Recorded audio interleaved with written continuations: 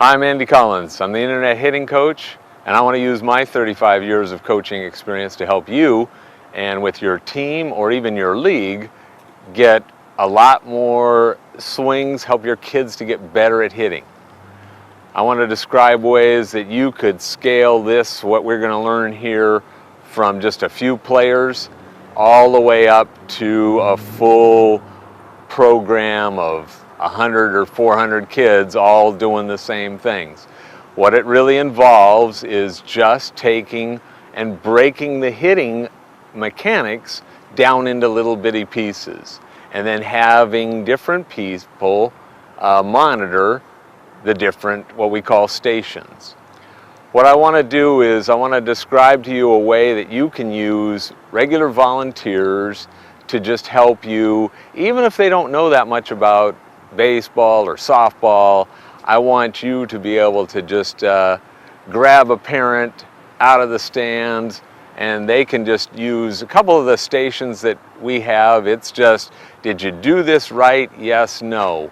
It's real simple. They don't even have to know a thing about the game, and you'll be fine. So, but I do want to offer a word of caution.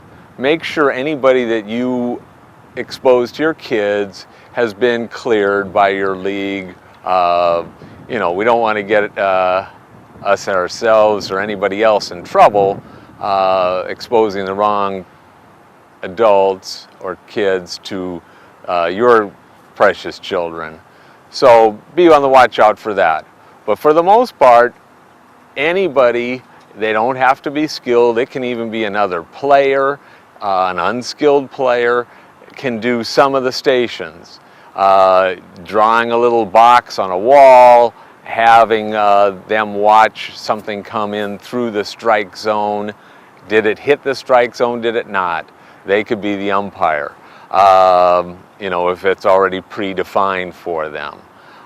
Different things. What we're going to show you is some examples of stations. There are many practice drills you can do. There are many devices that are on the market today that you can use. And all of them make the practice more fun. So right now, what I'd like to do is take a moment and describe about 3 or 4 of the things that I find as the most advantageous to use.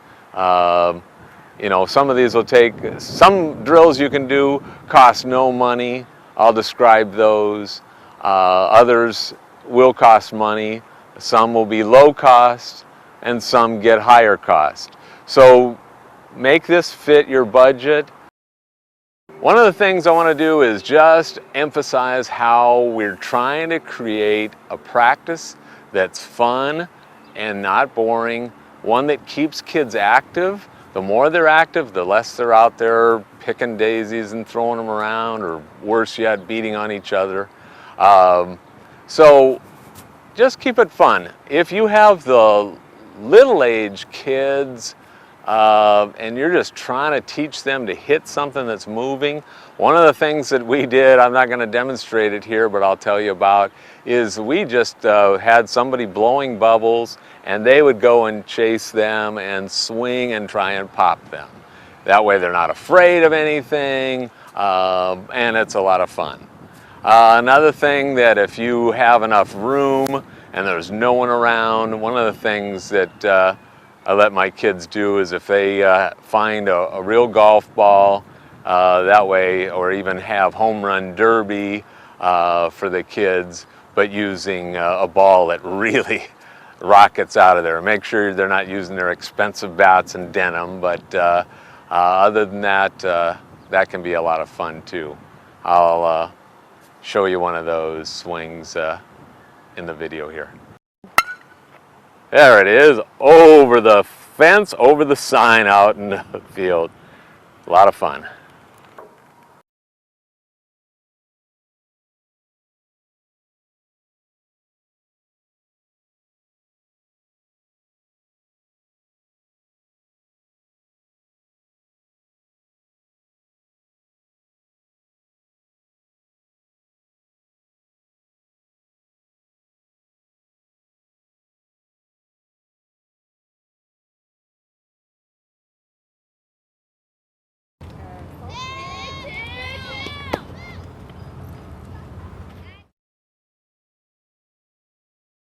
Okay, we've got kids that are standing around.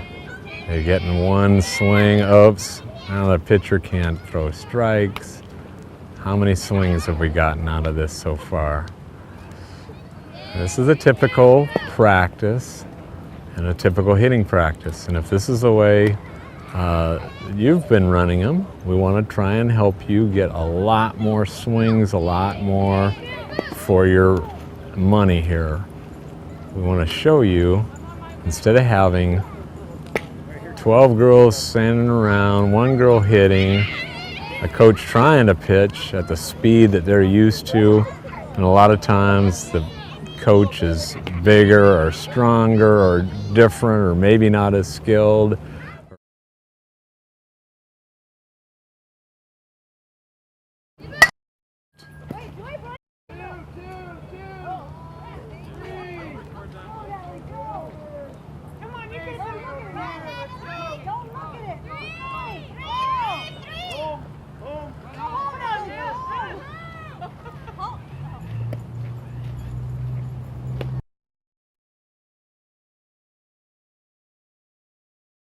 Okay, we just saw how a boring practice would be, how you don't get as many swings in.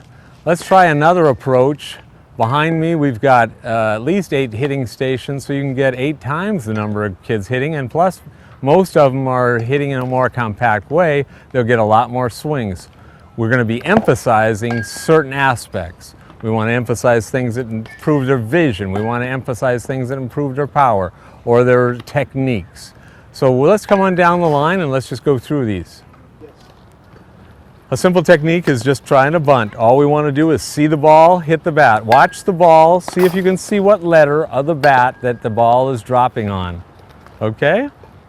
And then we go from there.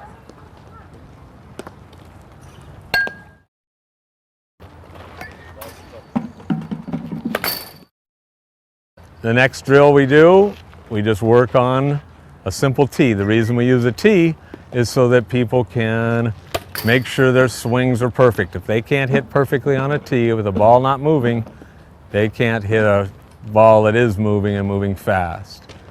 So we just have a couple people here swinging on tees, getting their swings instructed. Coach can come by, talk to them about how he wants them to swing, and work on getting better. Another device I like is the personal pitcher.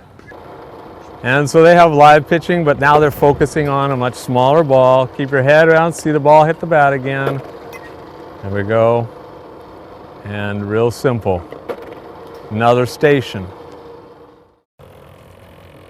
Okay, so what we want to do with this drill is we want to really get them concentrating on real small, and they're just using a little web glove to try and see the ball into, and if you notice, we even have a kid doing the pitching. There's nothing special. She doesn't even have to be a pitcher. Just something that can concentrate on little, simple eye-hand coordination. Okay, what we're doing here is we just have a line. Now again, we talked about there might be 2 different styles. So depending on how you want the line to go, you just want to make sure that their bat is following the right trajectory. So this team right here is working on a slightly upward swing. So all you do is you just find out, are they following the line? Okay, go ahead and speed that up a little bit and let's see what it looks like. Okay, she's above the line a little bit. Try and run right on the line. Okay, fine. You could actually teach another style of hitting. You may prefer to have the kids swing of the bat going down. If that's true, we could even use the same line, either work on the other side of the fence or have lefties come over here. So it's just the same approach. Whatever you choose as a trajectory, have that line, and this is going to be a simple station. You could also use somebody that's even untrained as a coach to be standing behind you. Did you follow the line? Did you not follow the line? Okay, we have another device, and we're just trying to see if they hopefully aren't rolling their wrists. So they just go in live pitching. And if you hit it flat, it's going to go nice. If she rolls her wrist, it's going to not give her the response she wants. Okay?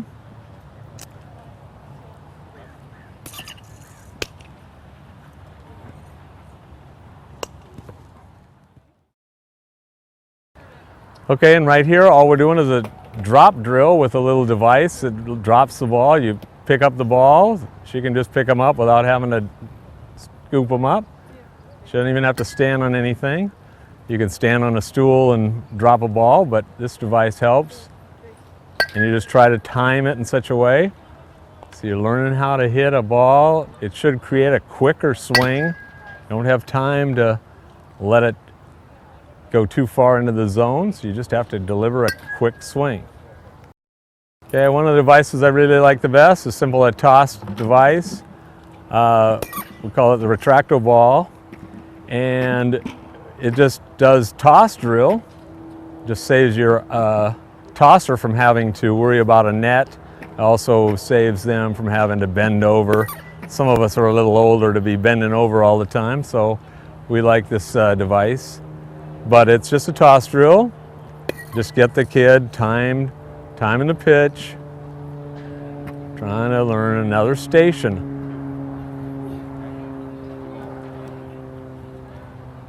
And you can mix this one up where you have, they can hit on the first swing, on the second toss, and to give them different timing.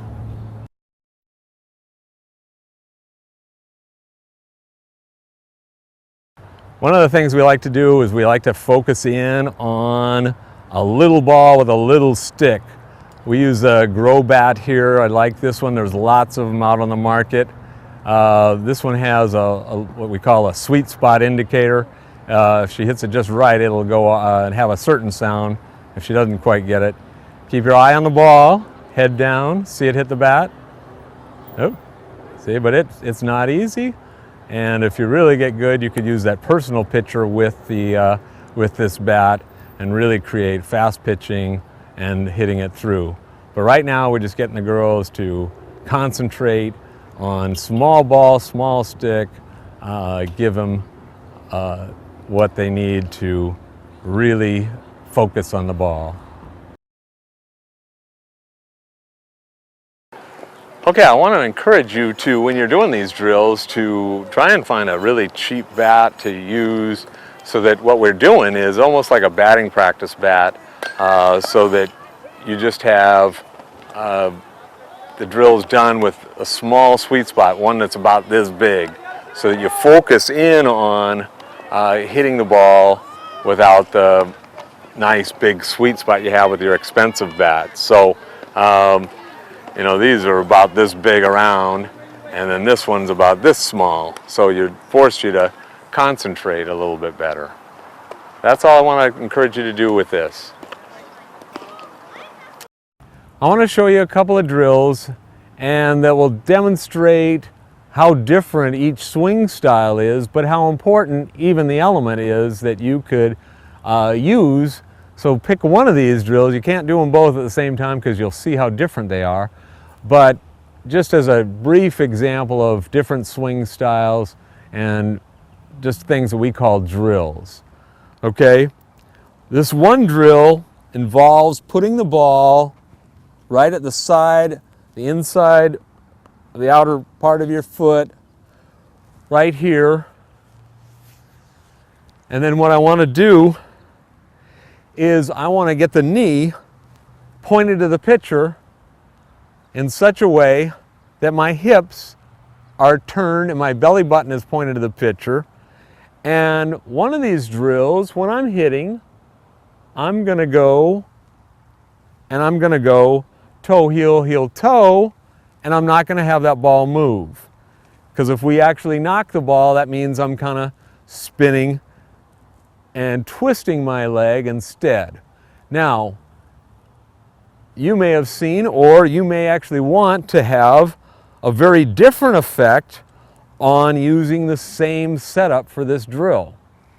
You can have the ball on the inside, outside of your foot there, And now you may want to do what we call squishing the bug, where you turn your hips. It gets you involved.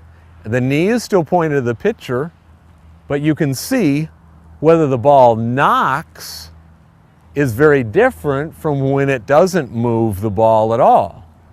And so you can't do both drills, but once you've decided which swing style is the one you want to emphasize, you can add that one piece as one of your drills.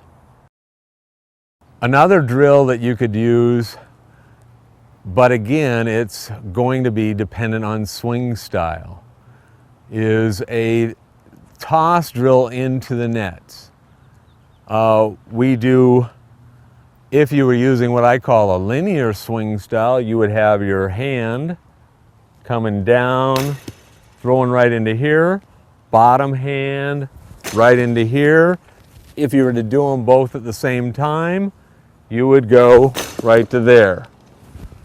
Okay? In a rotational type of swing, one more associated with baseball, but they're using it in softball as well, is you may want to have a ball now in your hand. We're going to bring our hand into here and around. In, around. Head still down. We're still swinging the ball. In, around.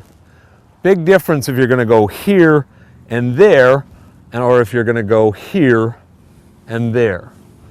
But whatever you decide is your best to get your kids to the goals that they're trying to reach, then you want to teach them. This is another, a ball to the net drill or ball to the wall drill is another one that you can emphasize the proper technique of the way you want to teach hitting. Okay, what we're doing here is working on change-ups and slow pitchers, coming over the fence. We're just even using tennis balls again. Protect your fence.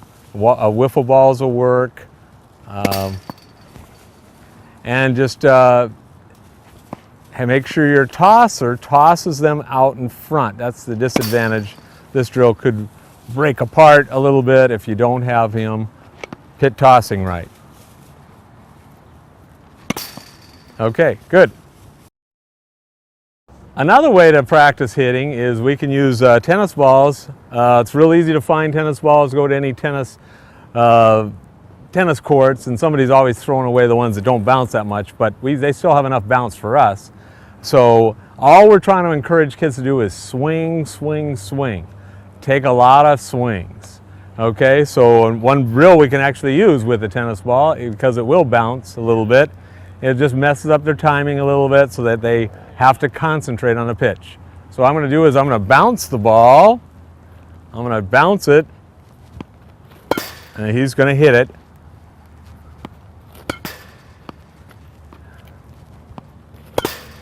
And that's really a whole nother drill. Let me tell you the advantages of a few products that I really find to be the most advantageous, and you can make the decision on what you want to do and how you want to do this. First, number one is you have to have a batting tee. I've got to say, from all my years, the only reason I ever send kids to the batting cages is to get used to the speed. If they're moving up a division especially, or they've never seen a pitch ball before, and you want to get them used to some of the faster pitchers you might have in the league, then I use the batting cages. Other than that, there's a few things I don't particularly like, and that is they come in the same place.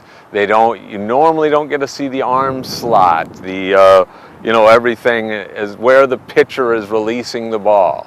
So that's one thing I don't like about batting cages. The other thing is the kids feel like, oh, they'll never get hit.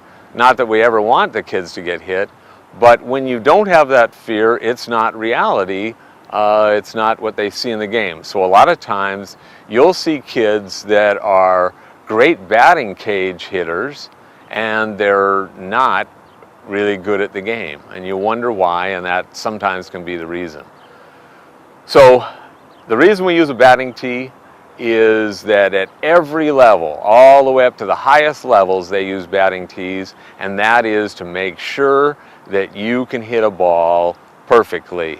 If you can't hit a ball that's not moving in a specific location, then what are your chances ever of being able to hit one that's moving, has speed, has movement on it? So that's why we use batting tee for a lot of work. One of the devices I really like is called the retractable ball. It doubles as a number of things. It's just a device with a retractable cord. Ball goes over, or the handle goes over a tee if you want. You put it on the tee, hit away, comes back. You don't need a net, you don't need extra balls. So, you know, you have that. But then the real advantage of this is it doubles as a toss device. And so now you move from toss, or from tee, nothing moving, to toss, slightly moving. And then all you do here, it just saves a lot of us old-time coaches from doing all the bending and stuff. We can actually toss the handle, you know, out to the kid, and we don't have to bend down. They hit it. Again, it only needs about 10, 15 feet, and they get a moving ball being tossed to them. There's a lot of different toss devices. We just saw one. This one has probably is the best on the market for my opinion, because it does a lot of different things. Most of them just toss the ball up, which is a good drill, and it saves, again, on the coaches and their creaky knees. But and it gives the thing I like about it is self-contained. There's a number of them that do that, and there's even a number that are battery operated. So this is both full plug-in and full battery operated. But the one thing that this Wheeler Dealer has that the others don't have is this these little controls right here, so that you can dial it in as to how high and how fast you want these to be spit out, which actually creates multiple drills. So, and it also has this nice handy-dandy rolling feature, and so then what you do to make it work, you use that as the leg, fold it open, and then you just put the balls in here. There we go. We're just demonstrating softball, and it's slow state. These are pitching them fairly low.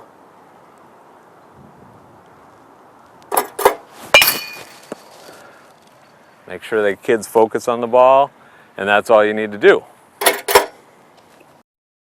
Okay, and the last product that I really like, again, I like a lot of devices. In fact, a lot of people have called me the gadget guy, you know. So you'll see a number of other devices in the video, and they all have their special function.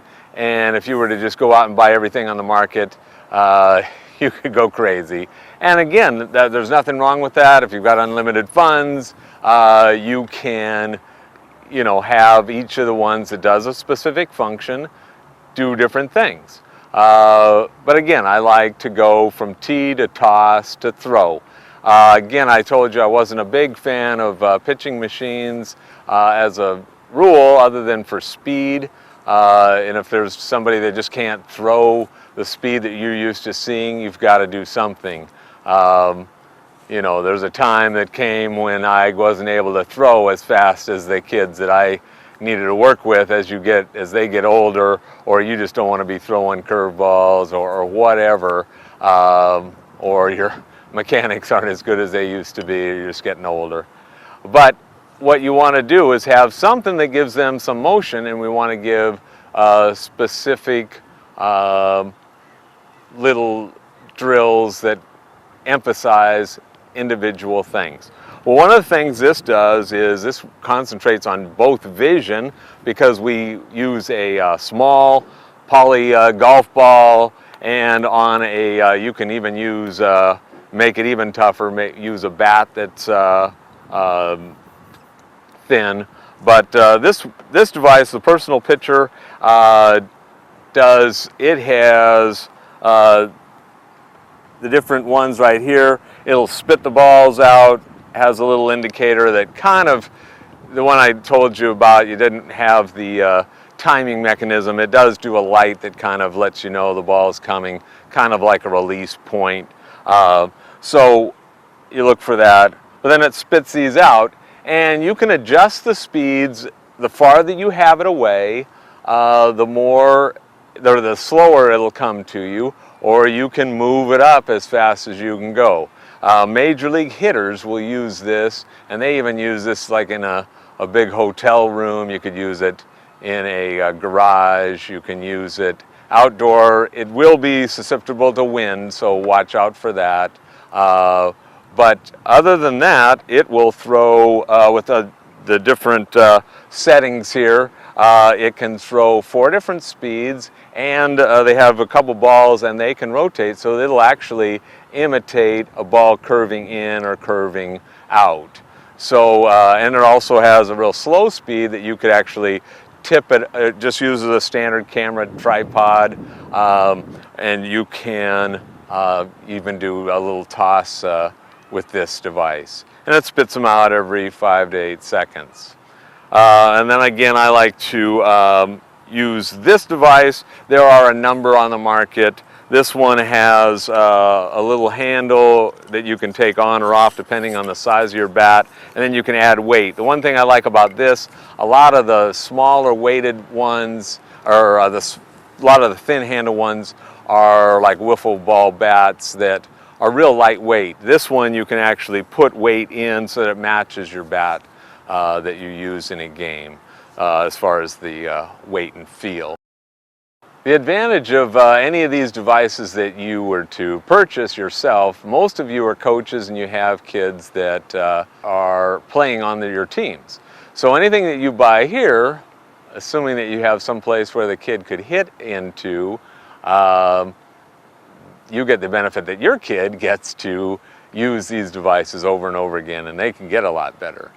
One of the advantages of the retracto ball, if you were to own it, and if you happen to play, if there's a woman or a man that plays slow pitch softball, is that the retracto ball and the wheeler dealer pop the ball up, or you guide the ball up high enough where it emulates a slow pitch arc. And so then you get to practice as well. Hopefully what we've just described to you is a way that you agree with now that will help you get your kids hitting 3, 5, 10 times as many swings in a regular practice, more focused on what they can and should be doing, so that when you do take your live batting practice, maybe you can have 2 or 3 other kids field for you. Maybe you can have the rest of them in hitting stations. Obviously there isn't any replacement for live batting practice, but at the same time it doesn't have to be so boring. Get other things going on, get kids involved, make sure you find ways to keep it fun, and so then hopefully you'll have kids staying with you, focusing in the whole season and really enjoying hitting, and then you'll have results at the time you want them to when it comes playoff time or championship game time, and you see your kids really perform well. But we'd really like to have you see that, have fun, enjoy your coaching experience, as well as seeing your kids enjoy their batting experience.